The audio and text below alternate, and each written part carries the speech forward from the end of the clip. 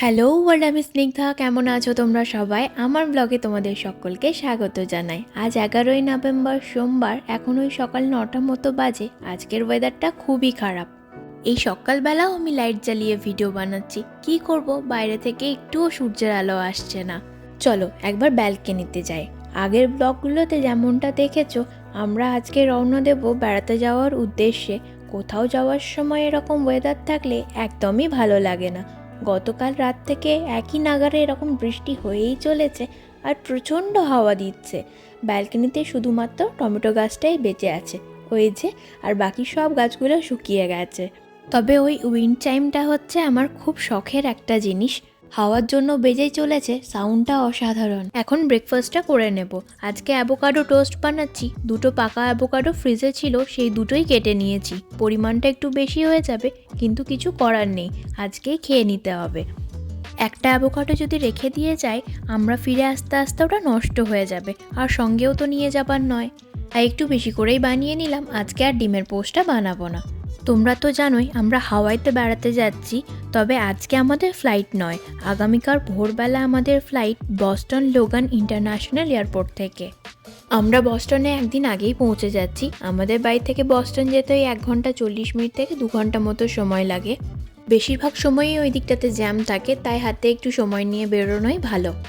আমাদের ফ্লাইটটা যেহেতু ভোরবেলা, বাড়ির থেকে এয়ারপোর্টে যেতে হলে মাঝরাত্রে বেরোতে হতো। তার আগে রেডি হওয়া আছে, এই করে আর সারা রাত্রি ঘুমোনো হতো না। আমরা ক্যাবে করে যাব, মাঝরাত্রে ক্যাব পেতে প্রবলেম হতে পারে, এই সমস্ত কিছু ভেবে আমরা এয়ারপোর্টেই হিলটনের হোটেল আছে, ওখানে আজকে রাতটা বুকিং করে নিয়েছি। তোমাদের সঙ্গে গল্প করতে করতে অ্যাভোকাডো টোস্টটা রেডি হয়ে গেছে। ওপর থেকে একটু সাদা তিল ছড়িয়ে দিচ্ছি। এখন গিয়ে এটা সমুদ্রকে দিয়ে আসবো। ও আজকে অফিস করছে, ওর জন্যই বিশেষ করে ক্যাবে করে যাওয়া, যাতে ও গাড়িতে যেতে যেতেও অফিসটা কন্টিনিউ করতে পারে। এই শীতের সকালে বাইরে বৃষ্টি পড়ছে, গরম গরম 1 কাপ কফি না হলে কি চলে? অ্যাভোকাডো টোস্টের সঙ্গে 2 কাপ গরম গরম কফিও বানিয়ে নিলাম। ব্রেকফাস্টটা করে ছোটোখাটো কিছু কাজ বাকি আছে, সেগুলো করে নেব। বেশি কিছু না, ওই গাছে একটু জল দিয়ে দেবো, পুজোটা করে নেব।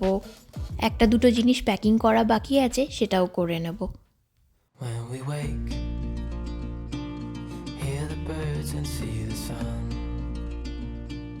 Side by side our faces. ব্যালকনিতে যে 2-3টে গাছ বেঁচে ছিল, ওগুলোকে ঘরে ঢুকিয়ে জানালার পাশে রেখে দিয়েছে সমুদ্র, যাতে ঘরের গরমটাও পায় আর বাইরের রোদটাও পায়। এখানে শীতে গাছগুলোকে ঘরে ঢোকানো ছাড়া সেগুলোকে বাঁচানোর আর কোনো উপায় নেই। এই ইনডোর প্ল্যান্টগুলো এখানেই থাকবে। আরও একটা দুটো আছে, সেগুলোও এখানে রেখে দেবো। আর ব্লাইন্ডটা হাফ খুলে রেখে দিয়ে যাব। বেলা 11টা 11:30টার দিকে এখানে খুব সুন্দর রোদ আসে। দুপুরবেলা ভাত খেয়ে বেরোবো, তার জন্য এখানে ভাত বসিয়ে দিয়েছি। এদিকে আছে ডিম আলুর কষা, আর আছে উচ্ছে আলু চচ্চড়ি আর ডাল। এগুলো সবই ফ্রিজে ছিল, শুধু ভাতটা আজকে করছি। আর এখানে রাতে ডিনারের জন্য একটা তরকারি বানিয়ে নিয়েছি, আর এটা হচ্ছে পরোটার জন্য আটা মেখে রেখেছি। পরোটাগুলো বানিয়ে নিই, খাবার খেয়ে রেডি হয়ে একেবারে তোমাদের সঙ্গে দেখা হচ্ছে। আমরাও রেডি, আমাদের লাগেজও রেডি। বাড়ির সব কিছু চেক করে নিয়েছি, জানালা দরজা সব ঠিকঠাক লক করা হয়েছে কিনা। ক্যাব বুকিং করা হয়ে গেছে, ক্যাব অন দ্য ওয়ে। এখন ভগবানকে প্রণাম করে মা কালীর নাম নিয়ে চলো বেরিয়ে পড়ি। সকালবেলা বৃষ্টি পড়লেও আমরা বেরোনোর সময় কিন্তু বেশ কড়া রোদ উঠেছিল। এখন এখানে খুব তাড়াতাড়ি সন্ধে নেমে যায়, তাই রোদ উঠতে না উঠতেই সানসেটও হয়ে গেল। আজকে আমাদের ক্যাবটা যিনি চালাচ্ছেন, উনি একজন মহিলা। খুব তাড়াতাড়ি আমাদেরকে পৌঁছে দিয়েছেন, আমরা হোটেলে পৌঁছেও গেছি।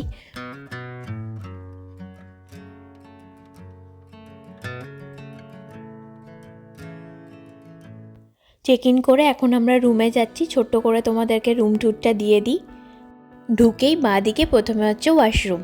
ফ্যান্সি কিছু নয়, নর্মাল রুমই নিয়েছি। এখানে বাথটাব আছে, আর সামনে যে বড় মিরার, আর এই যে আমি, হ্যালো, আর একটা ওয়াশ বেসিন রয়েছে। এখান থেকে বেরিয়ে বড় কিং সাইজের একটা বেড রয়েছে, দুদিকে দুটো সাইড টেবিল রয়েছে, দুটো নাইট ল্যাম্প রয়েছে। বেডের পাশে একটা অটোমান চেয়ার রয়েছে, ডান দিকে রয়েছে একটা বড় সাইজের লং মিরার। আর এইগুলো হচ্ছে সব আমাদের জিনিসপত্র। একটা বড় টিভি, ওয়াটার বটল, ক্যাবিনেটগুলোর মধ্যে একটাতে ফ্রিজ আছে, আর এখানে রয়েছে কফি মেকার, একটা স্টাডি টেবিল, যা যা থাকে সবই আছে। আমাদের রুম থেকে ভিউটা হচ্ছে এরকম, কর্নারে এয়ারপোর্টটা দেখা যাচ্ছে তেরচাভাবে। আর এই যে সামনে গ্রিল মতো রয়েছে, এটা হচ্ছে আমাদের হোটেলের লবিটা। আর একদম সোজা হচ্ছে বস্টন সিটি। এখন আমরা নিচে যাচ্ছি, আমাদের ফ্রেশ হওয়ার তো তেমন কিছু ছিল না, একটু কিছু খাবো। এখানে একটা কফি শপ আর একটা রেস্টুরেন্ট রয়েছে, রেস্টুরেন্টটাতে একটু ভিড় আছে, তার জন্য এখানে এখন ওয়েট করছি লবিতে বসে। বেশি কিছু অর্ডার করিনি, একটা পিৎজা আর কোক অর্ডার করেছি। কতদিন পর যে কোক খাচ্ছি, কখন লাস্ট খেয়েছিলাম ভুলেই গেছি, তবে পিৎজাটা দুর্দান্ত বানিয়েছে। খাওয়া দাওয়া করে আমরা ভাবলাম এয়ারপোর্ট থেকে একটু ঘুরে আসি। হোটেলের সঙ্গে এয়ারপোর্টটা কানেক্টেড হওয়া এটা একটা সুবিধে। নিতে কাল ভোরবেলা হোটেল থেকেই আমাদেরকে শাটলে করে ড্রপ করে দেবে। এই স্কাই ব্রিজ বরাবর হাঁটতে হাঁটতে আমরা ওই কর্নার থেকে এদিকে এসেছি। ওইটা আমাদের হোটেল আর এটা হচ্ছে এয়ারপোর্ট। এই লিফটটা হচ্ছে আমাদের হোটেলের মধ্যে, দেখে মনে হচ্ছে দুবাইতে চলে এসেছি, পুরো গোল্ডেন কালারের। রুমে এসে বেশ খানিকক্ষণ রেস্ট করে বাড়িতে ফোন করলাম, এবার ডিনারটা করে নেব।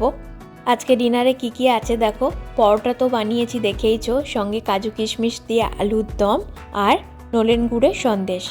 এই সব কিছুই আমি বাইরে থেকে বানিয়ে এনেছি। আগামীকাল থেকে তো বাইরে খাবোই, তাই ভাবলাম আজকের খাবারটা অন্তত বাড়িরই খাই। এদিকে সমুদ্র আমাকে বলছে আলুর দমটা দারুণ খেতে হয়েছে, ঝাল ঝাল, আর ও ঝাল খেতে ভীষণ ভালোবাসে। এর পরের ব্লগ থেকে সব হাওয়াইয়ের ব্লগ দেখতে পাবে, আশা করি তোমাদের ভালো লাগবে। এই ব্লগটা এখানেই শেষ করছি। যদি ভালো লেগে থাকে তাহলে লাইক কমেন্ট শেয়ার করতে ভুলো না যেন। আর হ্যাঁ, ফেসবুকে আমার পেজটা ফলো করে দিও, আমি ডিসক্রিপশনে লিঙ্কটা শেয়ার করে দেবো। আজকের মতো টাটা।